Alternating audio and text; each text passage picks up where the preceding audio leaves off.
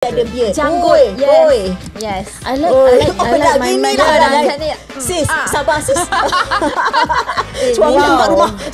Ingat Matt, your husband tengok benda ni. Zaman dulu. Zaman dulu aku single dulu. Hanya memuji. Ya, betul, tak salah. Tak Tak, salah. lagi satu, talking about beard kan.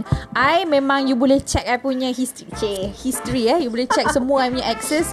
I memang attracted to lelaki yang ada ni dengan ni.